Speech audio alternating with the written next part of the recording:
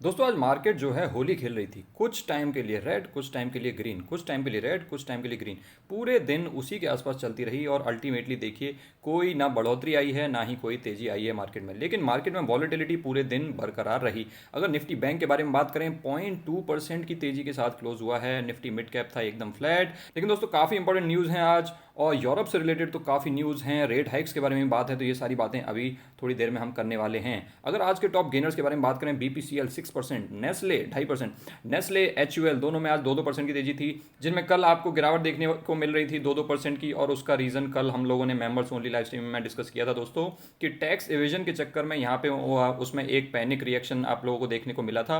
और ये चीज़ें लॉन्ग रन में मटीरियलाइज नहीं होती हैं। कंपनी ने या तो कुछ किया ही नहीं होता है, या फिर उसको कैसे ही ना कैसे करके सेटल कर लिया जाता है। और इसी वजह से आज इन दोनों स्टॉक्स में आप लोगों को रिकवरी भी देखने को मिली। और आजकल वैसे भी पैनिक का माहौल है, तो एफएमसीजी सेक्टर तो वैसे भी एक डिफेंसिव सेक्टर होता है। सो यहाँ पे ये तेजी एक्सपेक्टेड थी, at least in the short run. अगर हम बात करें एशियन पेंट्स की 2.3% की तेजी।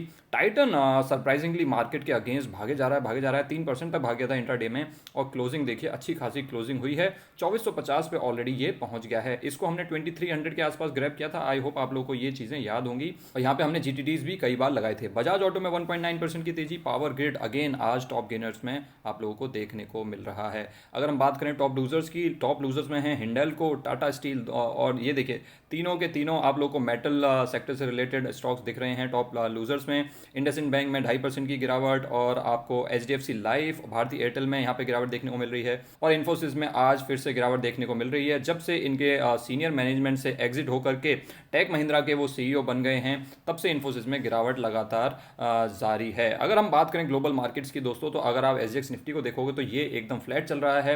नेस्डैक में छोटी सी गिरावट देखने को मिल रही है आप लोगों को, लेकिन यहाँ पे यूरोपियन मार्केट्स में आपको ग्रीन कलर देखने को मिल रहा है। और इसका रीजन क्या है, उसके रीजन से पहले मैं एक न्यूज़ आपके साथ शेयर कर लेता हूँ कि आईसीआईसीआई प्रूडेंशियल ने आज अनूप बागची जी को MD and CEO of company appoint किया है, जिसकी वजह से आज आपको आईसीआईसीआई प्रूडेंशियल में 9% की तेजी इंट्राडे में देखने को मिली थी। और अल्टीमेटली जो क्लोजिंग हुई है वो भी अच्छी खासी 7-8% की हेल्दी क्लोजिंग आप लोगों को आईसीआईसीआई प्रूडेंशियल में देखने को मिली है। लेकिन मुझे ऐसा लगता है दोस्तों, इस तरीके की न्यूज़ की वजह से जो तेजी आती है वो बहुत ही शॉर्ट लिव्ड होती है और सस्टेनेबल नहीं होती है, क्योंकि इस तरीके के किसी के आ जाने से जो फंडामेंटल्स हैं वो रातों रात चेंज नहीं होते हैं। दूसरा दोस्तों, जो इंपॉर्टेंट न्यूज़ है जिसकी वजह से आज आपको यूरोपियन बैंक्स ग्रीन में दिख रहे हैं, जिसकी वजह से आज हमारी मार्केट में भी वी शेप रिकवरी आई थी, वो न्यूज़ थी ये। आप लोगों को पता होगा कि पिछले 2 दिनों से क्रेडिट स्विस के बारे में न्यूज़ चल रही थी कि भाई क्रेडिट स्विस भी कहीं डूब ना जाए, जो दुनिया का इतना बड़ा इन्वेस्टमेंट बैंक है और जो कि ट्यूसडे और वेंसडे को 30-30, 40-40% क्रैश हो रहा था।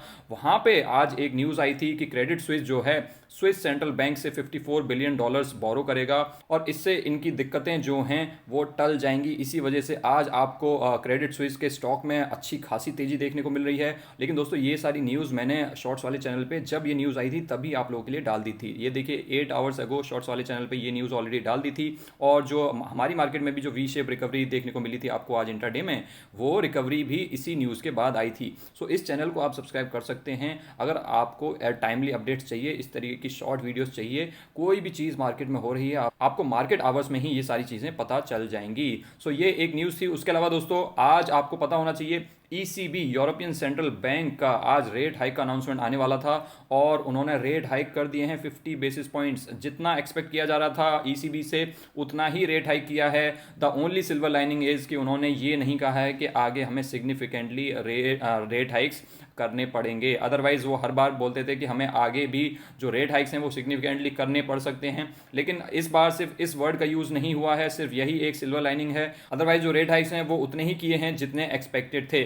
तो क्या दोस्तों फेड भी इसी तरीके से रेट हाइक करेगा जितना एक्सपेक्टेड है? ये एक बड़ा क्वेश्चन मार्क बन करके आ जाता है दोस्तों। लेकिन अगर आपको इस तरीके की वीडियोस पसंद आती हैं, रोज की ये पोस्ट मार्केट कमेंट्री और जितनी भी न्यूज़ होती हैं, अपडेट्स होती हैं, ये पसंद आती हैं, तो आप हमारे इस चैनल को सब्सक्राइब कर सकते हैं। आज की वीडियो में बस इतना ही। और अगर आप हमारे चैनल के और भी ज़्यादा क्लोज आना चाहते हैं तो ज्वाइन बटन को क्लिक करके मेंबरशिप्स को एक्सप्लोर कर सकते हैं और अपने अकॉर्डिंग ज्वाइन कर सकते हैं। इस ज्वाइन बटन का लिंक आप लोगों को नीचे पिन कमेंट में भी मिल जाएगा। Thanks for watching guys, I will see you next time.